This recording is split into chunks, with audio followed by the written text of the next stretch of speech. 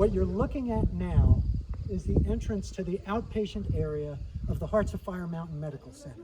I'm going to take you on a walkthrough of this entire facility, and you're going to be if you're as amazed and excited as we are, I can't wait until you come visit with us. So here is the main entrance. On that side is the McKenna Marangu Memorial Maternity Center, which we will get to, but first we're going to walk through the main building. The main building consists primarily of two areas, outpatient and inpatient. So let's go and let's see what God has anointed and appointed for us to do and for you to help.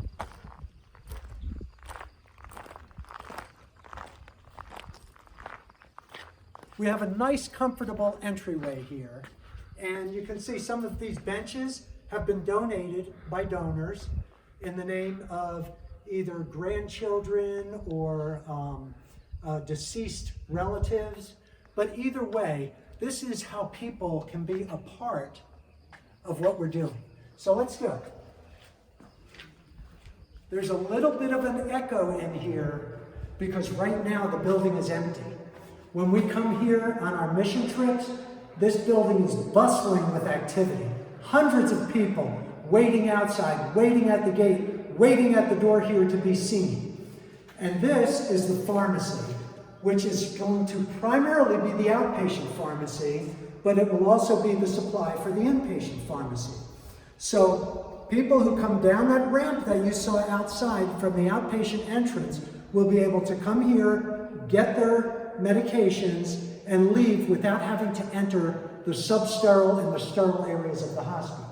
Over here we have a small waiting area and a reception area for people to be able to come with their family members, get information, check in to the hospital. And it's very, very, it's really heartwarming to see what's become of this, knowing that at one point, this was just part of the mountain. And I can remember the day that I asked the pastor, "Where's the clinic going to be?" And he pointed. There were goats eating from the bushes, and he said, "The clinic's going to be over there." And at that point, it was just a dream, but now you can see what this is becoming. Really, what it's already become.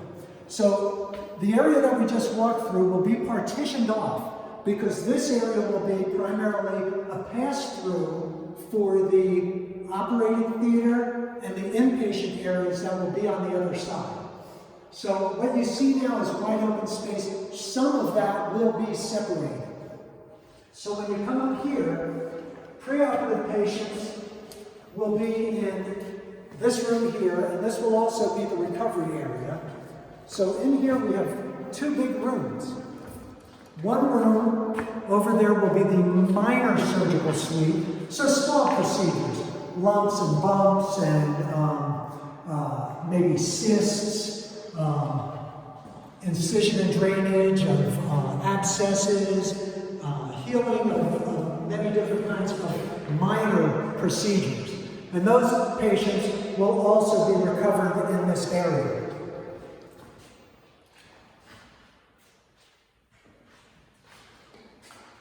Then this area here will pass through to the operating theater, which we'll see in just a minute.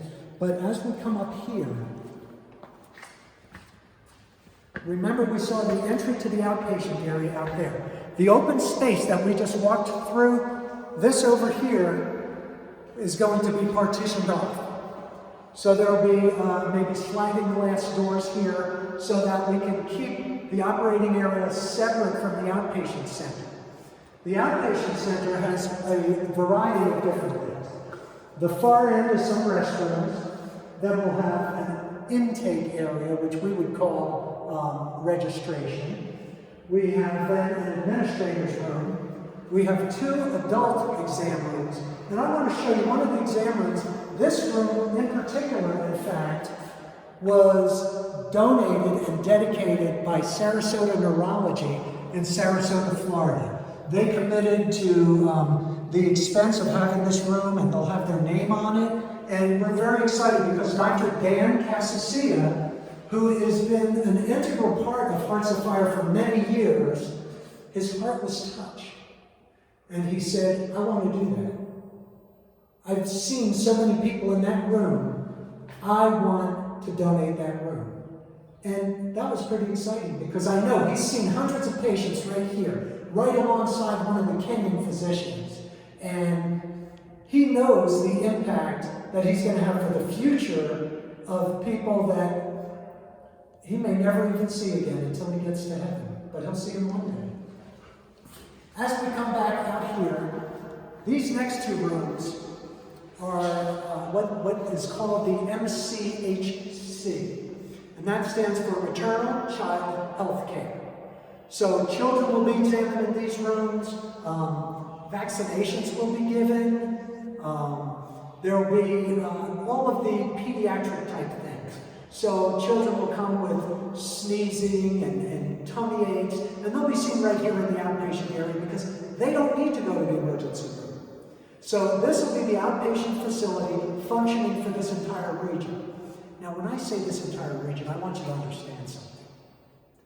This hospital is in an area that is underserved with a population of almost 10 million people. 10 million people with just a few hospitals, none of which are the quality and the level of what this hospital is committed to be. And we're opening August 1, 2020, a level 4 facility, providing inpatient services, outpatient services, and some of the other things I'll talk about in a minute. Also up here in the outpatient area, there's a big room on the end. I don't know if we need to go in there. That's going to be the laboratory. So that will be the laboratory that will do the testing for all of these people in the outpatient area and everyone in the inpatient area. Small waiting area here, a larger waiting area off to the right here, near where these chairs are. And so this whole area now, remember, outpatient. This is a big outpatient center, and this is what this hospital started at. When we first had that seed of a dream, this was a clinic. Now it's a level 4 hospital. 4 out of 5. So let's see the operating room. People will come, they'll be seen in there. Anesthesia will prep them in this room here. The lights aren't on in this room here, but that's okay. And then, of course, the doors to the operating room have to stay closed. But this is the operating suite. And this is a full operating room. This is not the minor surgery suite over there. In here, what we'll have is what we call a C-arm, which is portable X-ray that will allow us to do X-rays right on the operating table, which will be right about this area. There will be mounted operating room lights. The operating table will be here. The C-arm will allow for orthopedics. It'll give us the opportunity to be able to do pacemakers and other vascular procedures in time. But also some of the more common things. Hernia repairs. Hernias are very common in this area because there are so many people that work so hard carrying such heavy loads. Gallbladder disease, not unusual. Cancers, head and neck cancers, thyroids, colon cancer. So again, there's a wide variety of major operative procedures that will be performed right under this light at this table. In fact, I'm pretty excited to think about being scrubbed and being right here and looking out the window and thinking, wow, this was the side of the mountain. So when God's word says faith can move mountains, we've seen it happen right here. Now, these two areas here, those will be pass-through areas. There will be retractable doors. One will be for the dirty waste, and the other one will be where the sterile procedures and surgery will be passed through from there into the operating room here. And you can see there's ample room in here. this is really probably a little bit bigger than many of the operating rooms I've been in. So there will be plenty of areas for supplies. The nurses will be able to be here in the room. And even though it will be a state-of-the-art facility and we will have computers, I am so thankful to God that this is an area where people still pay attention to patients. So let's see what else God has in store.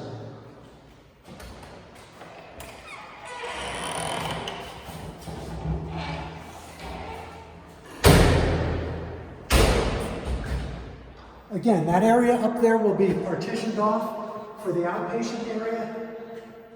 This is the area here. The operating room, this wing up here will be for the operating theater for patients. As we walk down, again, this area, people will not enter because this will be going to either the operating room or this will be going into the maternity center and the post-surgical area and the patient rooms, the wards. Remember, 50 beds, that is a lot for this area. This corridor here will be accessible primarily from the outside. And we'll have ultrasound and one day x-ray in the far section. To the left down there is where the surgeon and nursing staff will enter, and that's where they'll change their clothing. There's changing rooms there. And then they'll enter up the stairs in the back area for the scrub sinks before they enter into the operating room. On the right-hand side, we have one room for a dental room and one room for an ophthalmology room. So patients can come here with whatever ailment they have, whatever affliction, because we will be a level 4 hospital. We're a level 4 hospital. Chokes me up even to say it. And this hospital will be able to take care of about 95% of the needs of whoever enters that door that you saw us come through initially. Over here is the entryway to the maternity center from the inside, and up there we will, let's take a walk to the second floor. We're gonna go to the other floors later. But this is the ramp where women from the maternity center who need a C-section will be able to be wheeled right down this ramp, right up to the operating suite. They'll have their C-sections done there, and then after recovery, they'll just come right back up the ramp on the other side here where I'm standing, and they'll go to their rooms. These areas here are ramps and stairwells down to the ground floor of this building. But this building has also been expertly designed. So right now we have it so that men will be on that side and women will be on that side.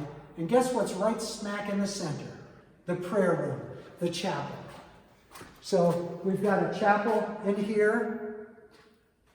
We've got the inpatient pharmacy is what this room here will be. So nurses won't have to go from this area all the way down to the pharmacy. We'll be able to stock some things right up here.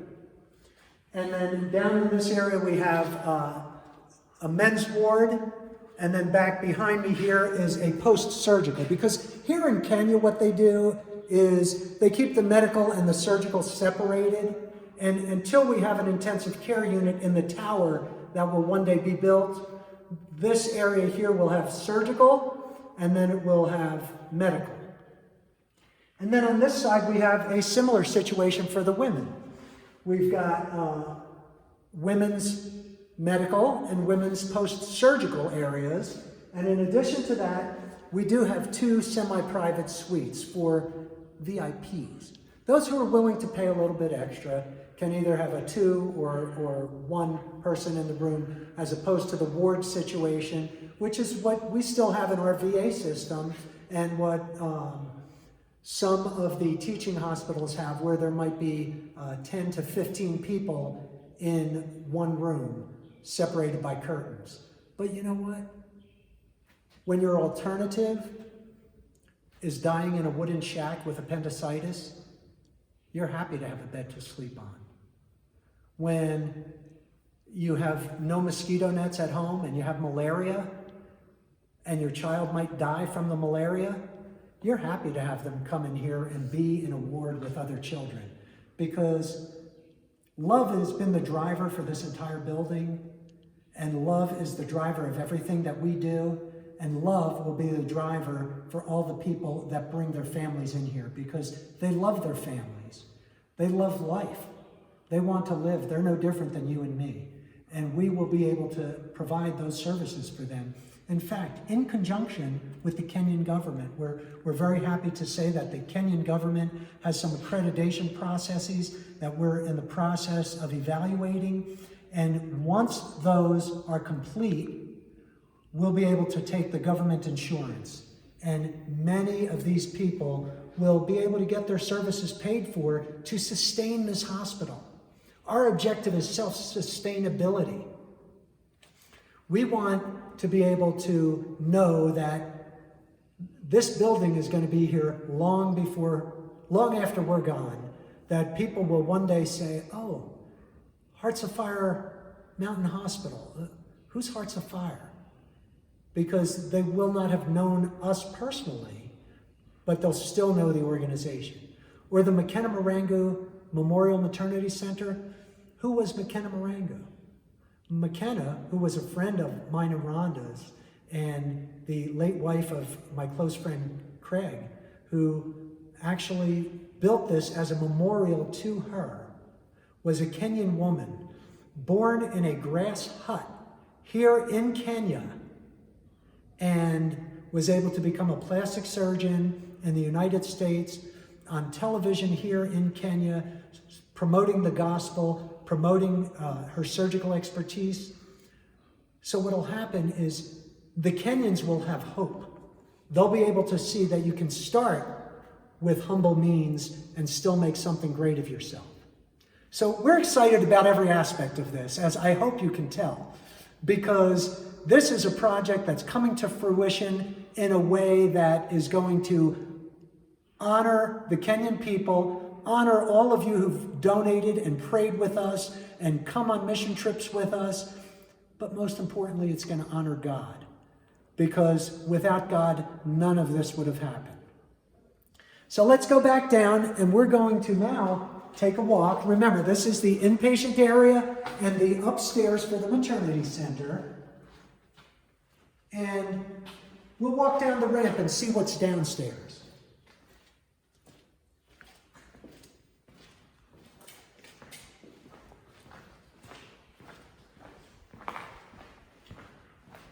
I can visualize these beautiful white walls. By next August, maybe planters in here with some flowers. It's something wonderful that's happening.